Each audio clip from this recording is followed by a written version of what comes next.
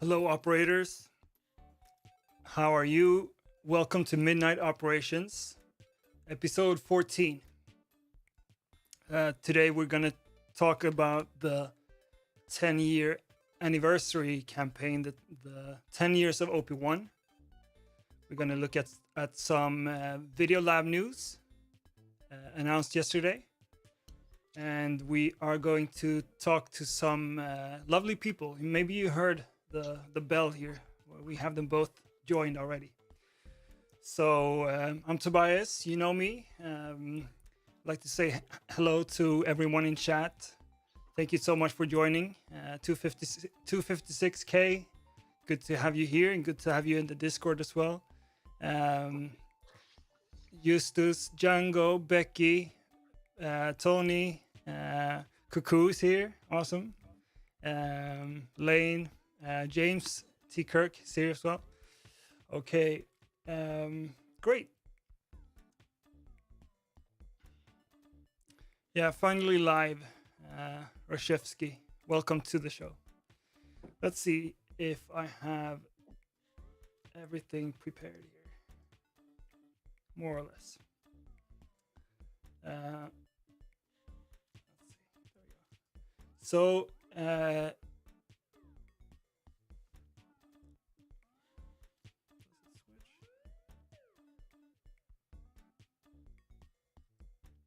yeah, there we go. Okay, so some people still joining in. Capital Zoom Torn, Xavier, Kevin Allen. Hey man, how you doing? Jay Johnson. Los Angeles waking up. That's awesome. Great to hear. Okay, so like I said, we have some. Let me see. Yeah, we have some news here with the OP1. We have some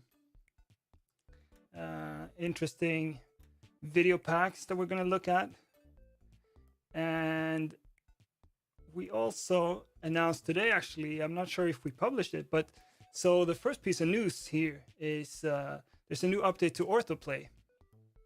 It's for iOS, so the version 2.0.9 is available right now.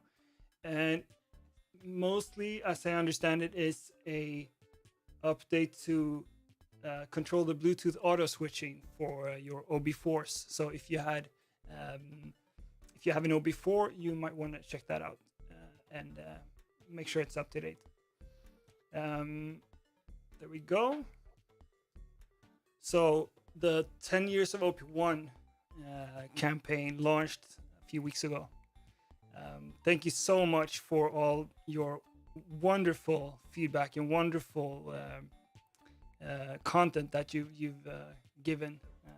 You put out using this hashtag 10-year OP1. It's been amazing for us to have this journey, 10 years. And like Jesper said, let's see, we go in here. Like Jesper stated, we're halfway there. So got a lot of stuff coming. But there's always a good time to celebrate. So we're celebrating the first 10 years. There's going to be a lot more content coming here in the upcoming weeks and months. So just stay tuned and we'll keep you posted.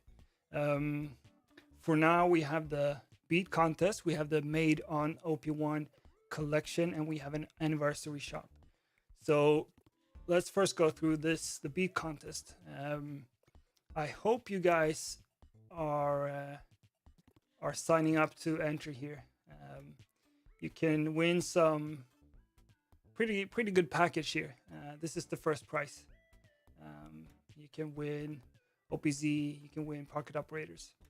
So everything you need to know is on the campaign site.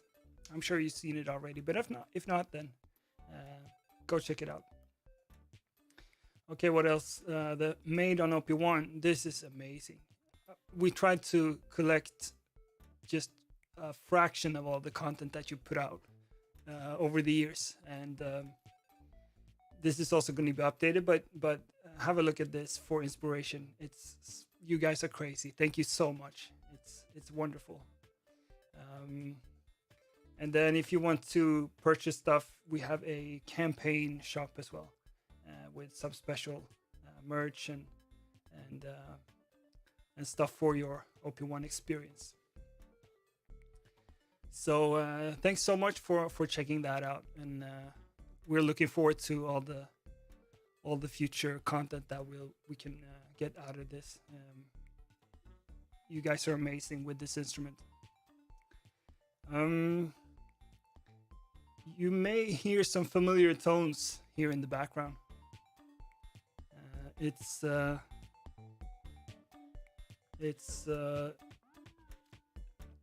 something I wanted to have as a theme for this, introducing the Capcom Videopaks that we announced yesterday. So this was the newsletter that we sent out.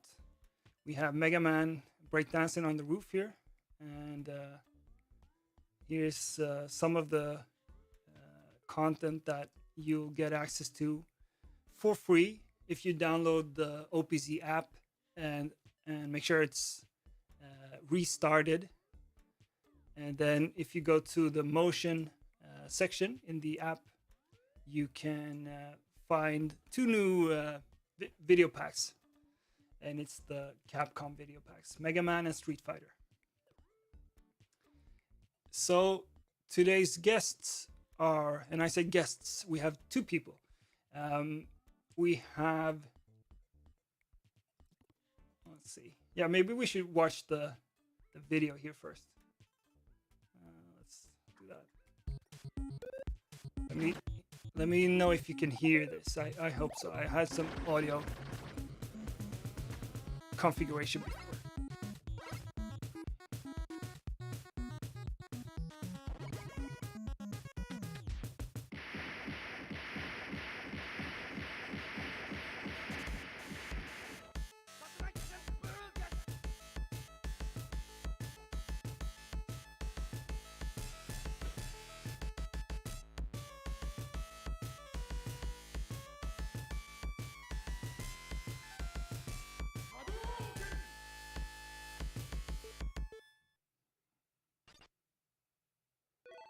There we go. Like I said, available for free in the OPC app. So just make sure you download it. And maybe you saw some other videos yesterday, particularly one by this guy, or some by this guy maybe. But Cuckoo is here. And hello. I've been lurking in the background. And he's actually here lurking, not only in the image here. So we're going to talk to Cuckoo. Hello, Bolt. Hello, Janos. Hello, Phoenix Rising. Welcome to the stream. And also we're going to talk to, what was it, Andreas? Mr. Video Lab, Finn Ericsson. Hello, everyone. There we go. So I'm going to switch all my cameras, and let's see if I remember. So there we go. And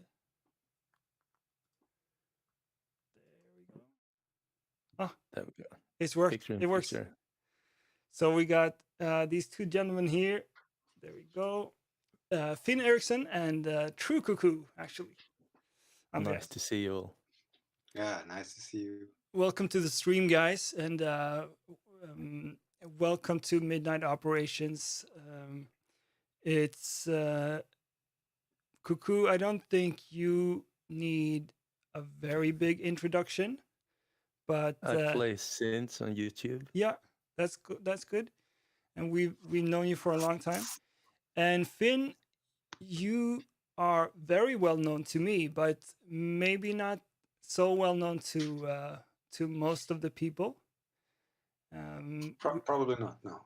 Do you want to introduce yourself and say something about your background? I just want to hijack your introduction. Please do. The first time I met Finn.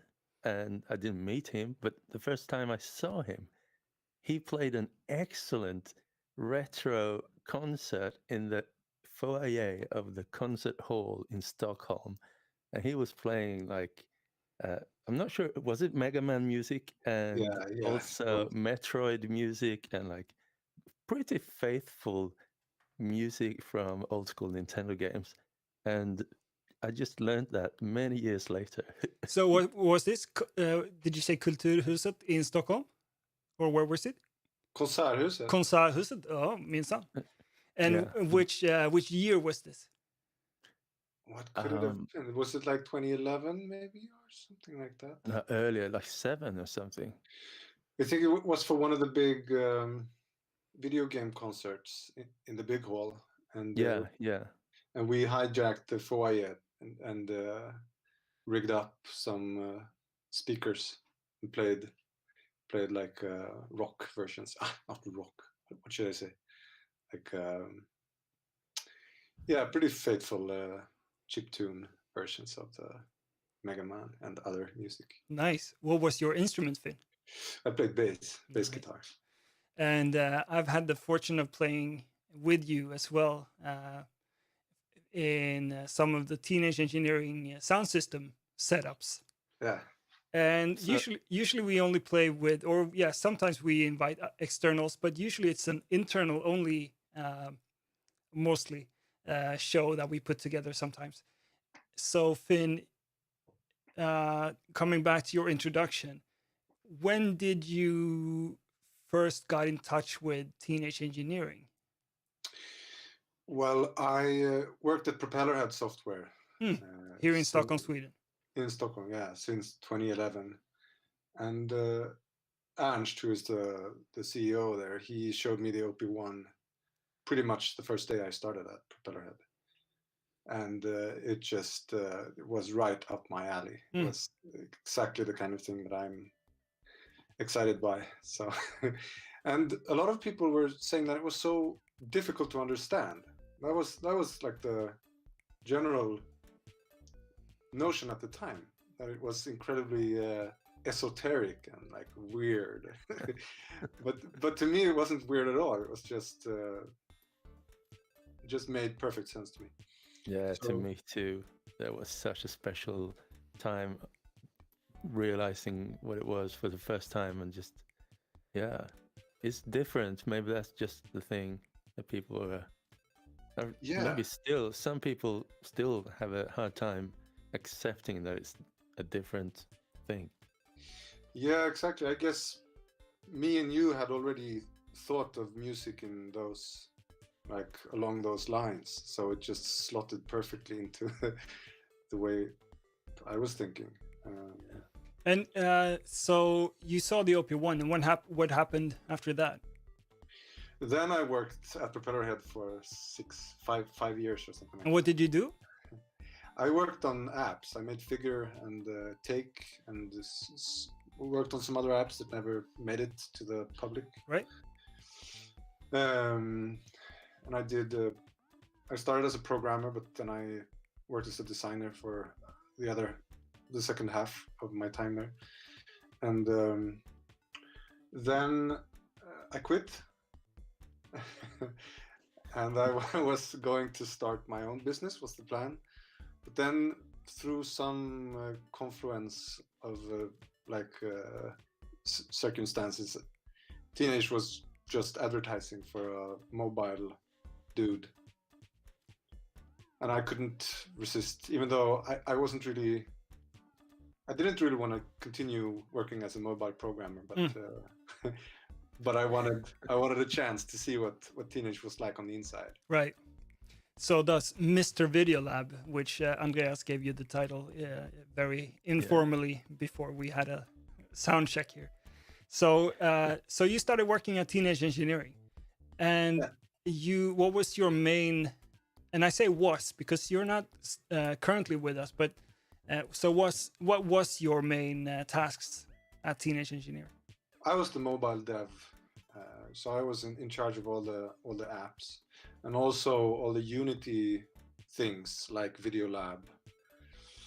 And we also use Unity for you still do, but back then we used Unity for many other things than just Videolab the OPZ app is also built in Unity. Yeah. And we use it also for controlling lights and controlling lasers and stuff like that as well. Because it's such a great environment to make tools in. Yeah. So those were some of the things I did, and I worked on the Capcom pocket operators, and yeah, many other things as well. Yeah, and the Capcom operators, pocket operators, I got to work with you on those, creating or helping out with some of the music, and I was very happy that you could provide me with the sounds and the coaching and feedback to get it to sound as good as possible. I have to say that to me it was a miracle the way the way the patterns turned out that you made, because during development we only had these, of course, iconic samples, but still I wasn't sure if it would come together musically. Right. And then once you came into it and made those patterns, it was just that was one of the most magical moments when I was a teenager. That was very fun for me. We see Benjamin Demer's figure is dope for sure. You got some fans from the old days as well, Finn, in the chat. And Andreas, you or Cuckoo, you were also involved in the pocket operator, the Capcom pocket operators, a little bit, right? Yeah, a little bit.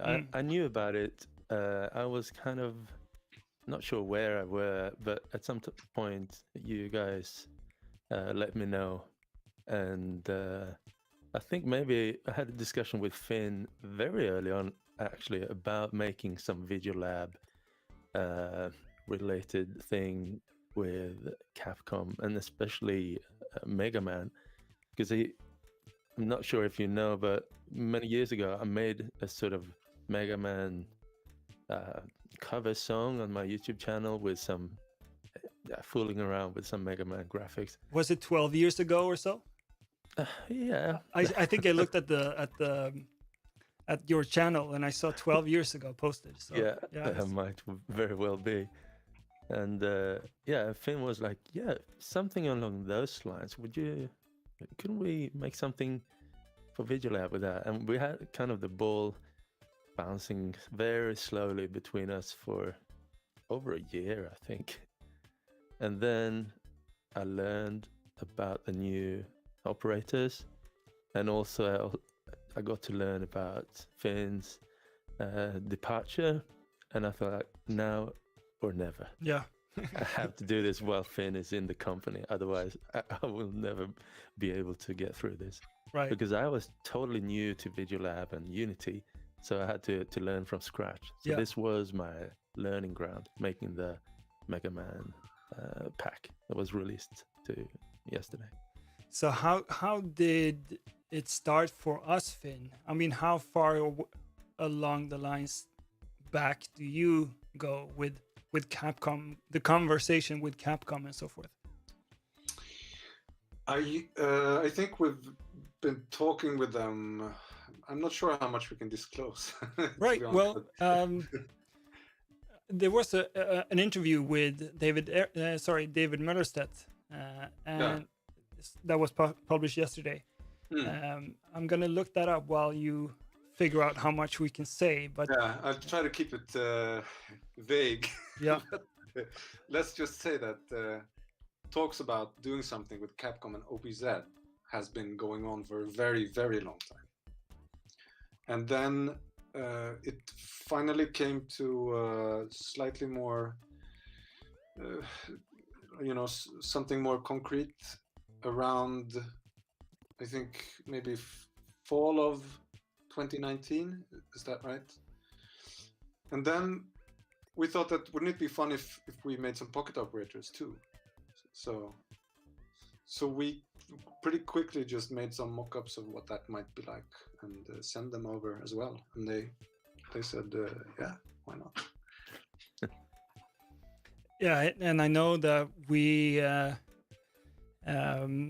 we sent stuff back and forth a lot, and it's been interesting experience for me. From I mean, yes, I'm inside the company, but still observing the process between the two companies. So it was fun to see everything coming together eventually. Yeah, Capcom is a huge corporation. Yeah, and Yeah. we're really not. Really not. So, Cuckoo, for you, you say this was your first kind of first learning experience in getting into Unity at all, or Videopaks? Both. Both, Yeah, okay. I've been into like live animation to music and visualization before, but I've been using more accessible tools for that. Like one very nice tool is called Vidvox. Vidvox is the company. I can't remember the Yeah, name. we'll link it. Yeah, VDMX. Yeah, Yeah, right. Vidvox VDMX, which is fairly complex but still accessible.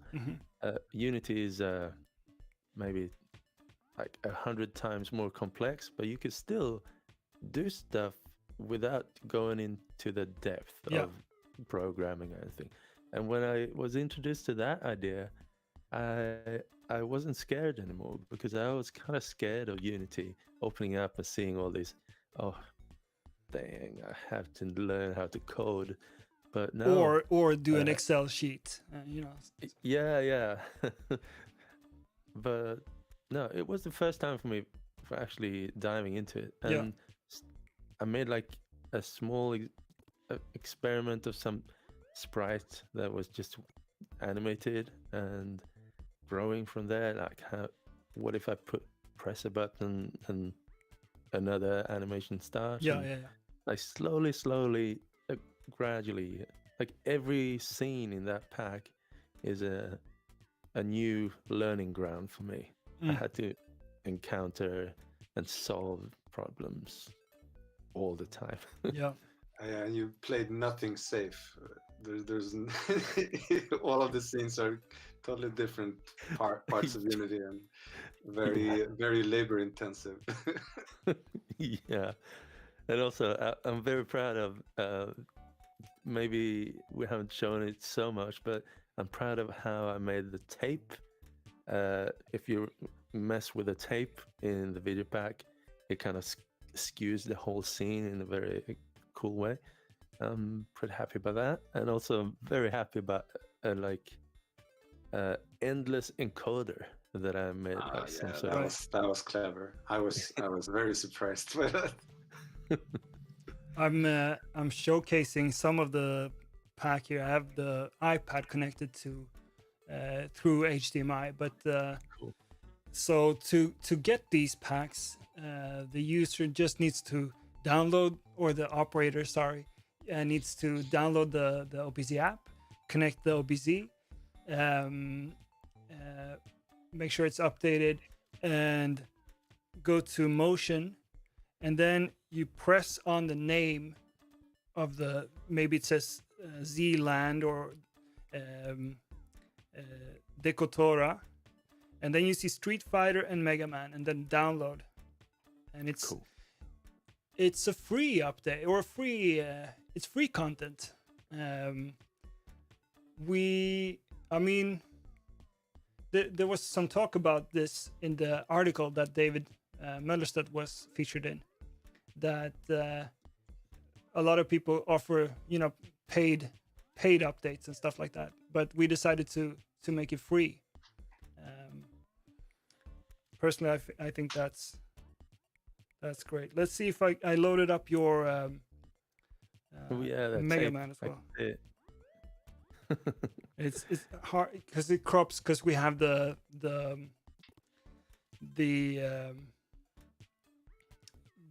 interview window in the same.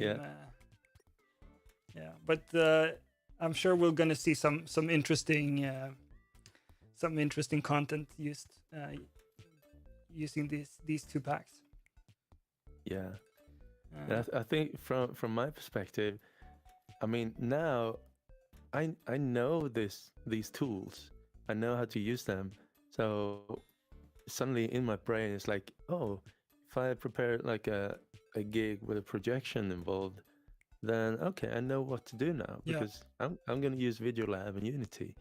It has there's so much fun using live rendered elements rather than preparing a video. Right. I mean, video is very safe and fine. It's fine. It's good, but having everything rendered in real time and being able to manipulate stuff, it's super fun. And how much do you see yourself working live with the video or live with the Videopak while you perform? Do you see yourself programming the visuals mostly or triggering it by the audio? Or do you actually see yourself VJing basically? I think all of that, because I used to do this for other bands previously, and my take, my kind of unique take was that I was using a lot of live painting and live drawing and looping physical elements and then making layers to contemporary jazz and stuff. But with this is much more in line with the music that I'd like to do. And the only issue when performing on a stage with visuals I see is that you're competing with different interests. It's like the music, which I think should be in focus, and then there is music. There is lighting, which is also a very nice way to subtly enhance the concert. But the projection, if it is a projector, is always competing with the light, because a projector is never as strong as the lights. So you need to strike a balance there. And also, what are you going to project? Is it going to take over the focus, or are you going to do something that will enhance the performance in a way? I feel like the more figurative you go in the background, the more the focus is ending up on the screen, and people are ending up looking on TV, basically. Yeah. So I think there is a fine line there where it could still be bonkers on the screen, but if it's too figurative and too narrative on the screen, it's becoming a movie with background music. And I think it should be foreground music for the most part and background visuals. Yeah, that's ego challenging, making making the visuals too good. Interesting. Finn, were you also involved in Photomatic? Yes. That? Yeah. Yeah. And we recently updated that to include video content or That is so good that you did that. That is like a good stepping stone for anyone that wants to do something visual to the music. Yeah, it's a slightly lower threshold to get into, because you can use your phone basically and get the photos or videos you already have from the phone. But if you would say, if somebody would want to start creating video packs, where would you suggest starting? I would suggest they start with Cuckoo's fantastic tutorial, where you make something. The thing with Unity is I had kind of the same experience as Andreas. I hadn't done anything in Unity before I started at teenage, and I had tried to get into it several times, but it's so overwhelming when you see that interface. There's so many panels and options and menus, and you don't know where to start unless you have a concrete thing that you want to achieve. And I think that's exactly what you show in your video. You start from something rather than like surveying the whole thing. You just do something, you pinpoint something that's really easy to get started with and really fun, creatively fun, drawing and making a thing from it's more about drawing and making frames of animation and how to import those into Unity. And once you have that, I think everything else is super easy to get into from there. Yeah, I agree. Like there is a certain threshold you need to get over, like how it's kind of wired. And once you realize, oh, this is the stage, I could drop items on there. It's the list of all the items, objects. They can have properties. Okay, and then we got this Videolab thing, clack patching, and slowly, bit by bit, it's like, okay, I'm not afraid anymore. Right. And we have in the chat here, we have Tony from Videolab Creators, who is running an awesome resource for getting into Videolab and making video packs. Yeah, truly. He had a question to you, Cuckoo. What are the secret button presses? Well, I put an Easter egg in my little video pack, and is it time to reveal it yet? Keep looking. It's only been one day of looking. You will strike the right combination sometimes. And it's in your video. You explain where to narrow it down at least. Yeah, if you see where my hand goes, you can narrow down the area. But I can reveal that it's 2 notes. Yep. So if you press those 2 notes at the same time, Pippi will appear in a couple of the scenes. 3 scenes, I think. Yeah. What was the most fun experience with this whole process for you, Cuckoo? Or what do you remember most from working with this? There's probably many things, but the most rewarding thing must have been the feeling where I overcame this fear of Unity. Yeah. And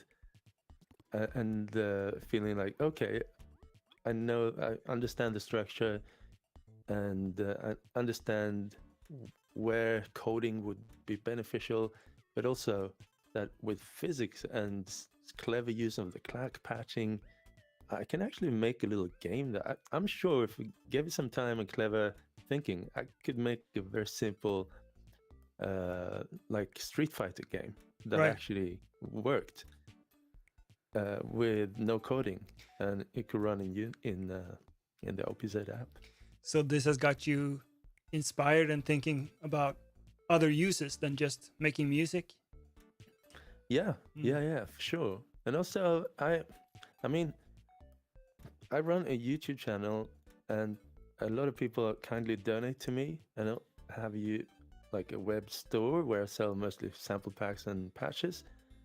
But I could easily, like, if I want to, I could create cool looking, useful video packs and actually sell them. Yes.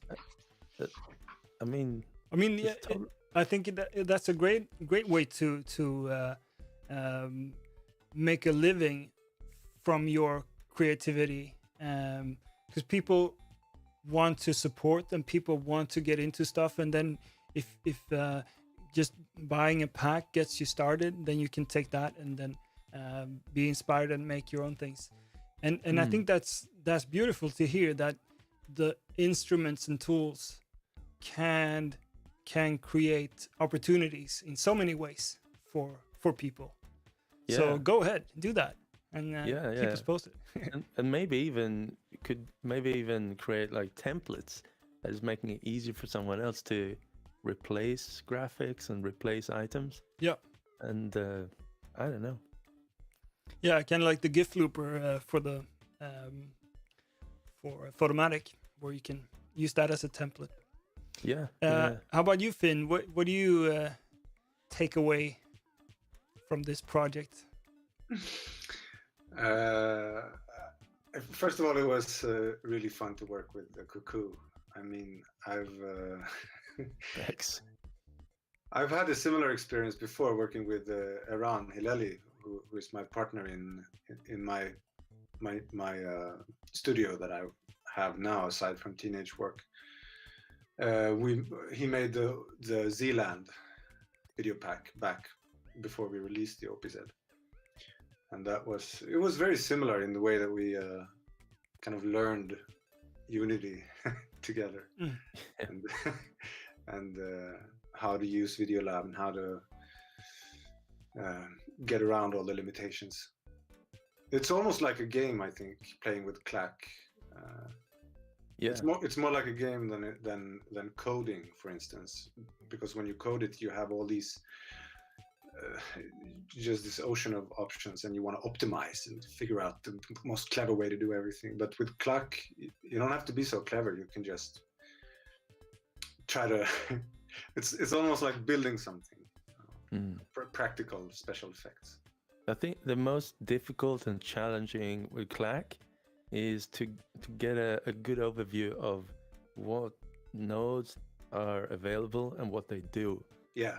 I spent a lot of time just looking in the menu, putting a node out there and see, okay, what does it do? I don't even know. Trying out, and I had to ask you many times about, for instance, what a vector is and how to convert this value to a relevant value. And those were the biggest challenges for me, I think. Yeah, it is almost like Sudoku or something like that.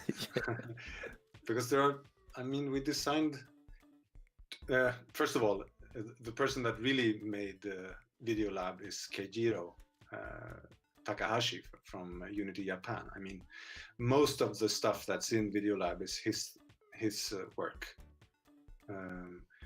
And what I like about Cluck compared to other visual coding environments, there are several for Unity and other platforms, but Cluck has so few nodes, which makes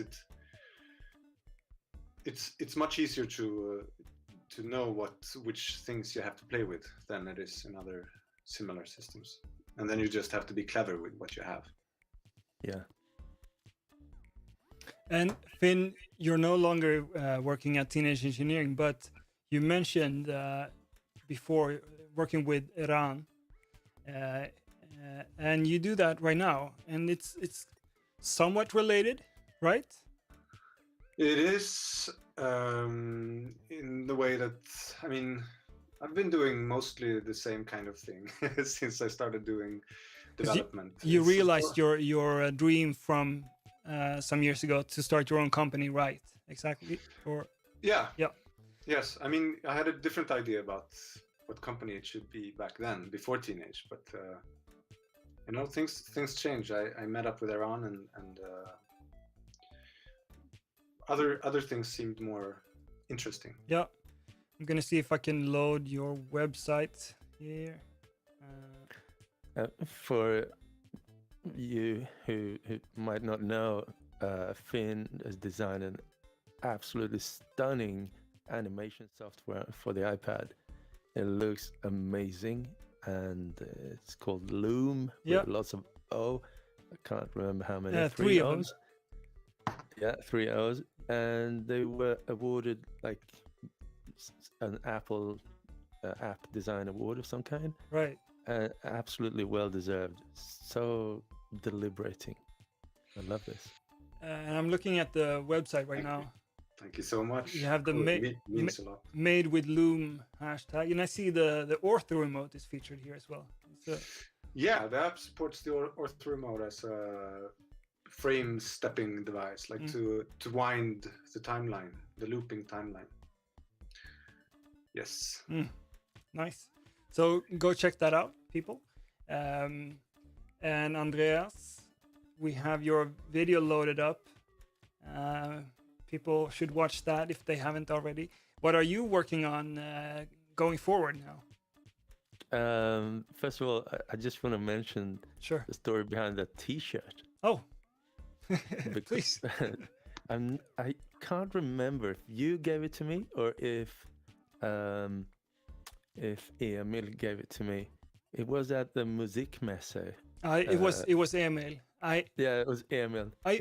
Or maybe I have been there once, but it was years ago. Yeah. And it's been widely known that for a very long time you haven't made any merchandise or spin-off products or anything, but you gave me that T-shirt back at the trade fair, and I was a proud owner. And at some point it got washed in too warmly, so it kind of washed out a bit. Well, it looks good on you. Yeah, thanks. Yeah, but what am I up to? I think in my life, I make creations on a daily basis, and sometimes I document what I do, and sometimes I don't. And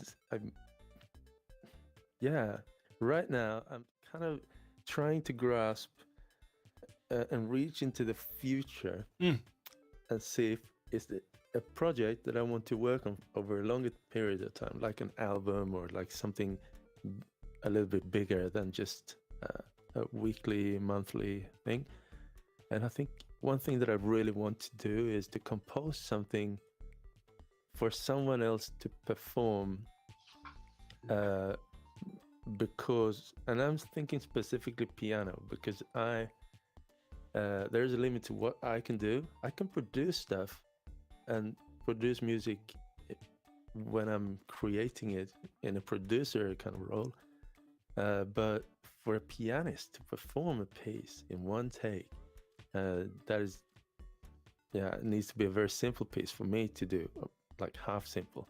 But I'm in touch with some piano players, and I think that is one thing that I want to do going forth. And I've actually ordered a new piano that will be delivered in September. Interesting.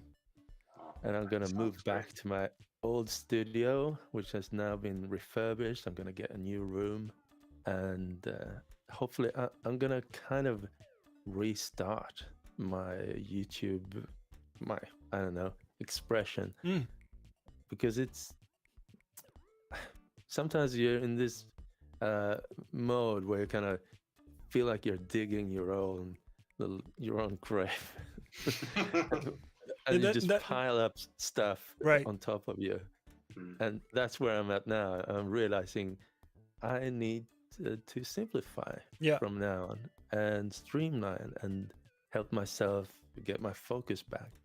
So I think I'm gonna search for a more streamlined way of channeling my creativity. That's interesting to hear, and thank you for sharing. I mean, hopefully it's good to dig deep, of course, but like you say, digging too deep might end up it becoming a grave. So it's good that you're aware of that before that happens. Will we still see you as Cuckoo, or will there be something else coming? I have no plans of changing my Cuckoo. Right. Actually, changing. When I decided to call myself Cuckoo, my name is Andreas Paleologos, and I felt like that is a tricky name for a lot of people, maybe like a Greek surname, Paleologos. And I was searching for something fun, and Cuckoo is actually a small homage to one of my dad's friends back in the Crete Island. He had like a super nice club where everyone else was playing tourist music, but Cuckoo Yanis, he was playing the smoothest, nicest music. So when my dad, who owned the restaurant, he ended up closing his restaurant for the night, and as kids, we walked with him, said hello to all his friends, and many times we ended up at Cuckoo's bar listening to this fantastic music. And I was in nowhere near the age of what I should be to be at a place like that, but yeah, that's a good story for the name reference. That's funny. So I'm gonna keep the name around, but I'm not afraid to show my real name, right? If anyone can remember it. Thank you so much, guys, for joining in and having this conversation and sharing so much of your experience. Thank you. Thank you. Tack så mycket. And thank you for all that you do at Teenage Engineering and for the community. I mean, you, in my head, I say it jokingly sometimes, but when I hear a new video where you're the voiceover, in my head I said like, ooh, Mr. Sexy Voice is back. Oh, nice. That's good to hear. You've got such a sweet voice, and I know you yeah, it's not something you just overlook. That is precision work. It's I- great. Thank you so much. Actually, I just started taking voice lessons. It's not singing lessons, but it's voice lessons. So I'm trying to unlock my voice even more than before. So thanks for the encouragement. I accept that gladly. Mr. Sexy Voice. There you go. There you go. Just talk near to the mic. Oh, that's funny. I wish you all guys the very best. We'll see each other very soon. I hope. Hopefully in person. Finn, you're in Stockholm. Andreas, you're in Oslo. Yeah. Hopefully we can get together soon. And meanwhile, we'll all be enjoying the beautiful video packs that you guys created for us. Yeah, please do. Shred them to pieces. We will. Thank you so much. Give some love in the chat for these gentlemen, and take care and have a good one. Peace out, everyone. Peace. Thank you. Bye-bye. See. There we go. Awesome. Still have the music going. And here's the video. Hello, this is Cuckoo. You can watch that free Megaman video pack, and then go to iorama.studio to get the Loom app. And if you have a ortho remote, you can connect that and do kind of step your animation with the ortho remote. The interview that we were talking about was this from Create Digital Music. It's really interesting to read. So cdm.link, it's the first one right now, but that might change. So we'll link it for you. Go and check it out. And if you want to stay connected with us, especially midnight operations, go to Discord, and here's a link. We'll post that as well. And for those of you who already have joined but have experienced some changes, I'll explain what you have to do. So you need to go to the welcome channel and then read this. As a teenage engineering operator, I will always treat others and myself with respect, be kind and considerate, and speak the truth, take responsibility for my words and actions, be authentic, ask for help when I need it, and offer my help when I can, have fun, learn from experience, and share my knowledge, remain tolerant towards everyone regardless of ethnicity, religion, belief, ability, sexual orientation, transgender identity or expression, and age. Just some simple guidelines for common sense. Be a good person, and you're welcome to be an official teenage engineering operator. So if you agree to that, just press the noted, and you get access to all the good stuff. There we go. That's it for this episode. Alberto joining in just as we're quitting. Hey, how you doing, Alberto? Any news on OP1 firmware update? Well, there's going to be a lot of stuff coming for the OP1. So who knows? I mean, it's not a secret that we have been updating it in the past. And if we're going to continue 10 years more, then, something should happen. But nothing that we can announce right now. But seriously, stay tuned because it's going to be really interesting. So without saying more, I'll say that. Anything else? Make sure to get your beats in order for the competition and submit them. Some nice prizes. We will be back soon with another episode. Thank you so much, Samtlik Prost, for the last episode, the From Russia with Love community stream. Discord link will be posted. I can copy it here. Let's see. There we go. Oops. And there we're talking with other mentors and operators as well to do their editions. So I look forward to that. That's it for me. Thank you so much, guys. Take care and have a good one. Or was it Mr. Sexy Voice? Well, I gotta work on that. Mr. Sexy Voice checking out. Have a good one. Peace.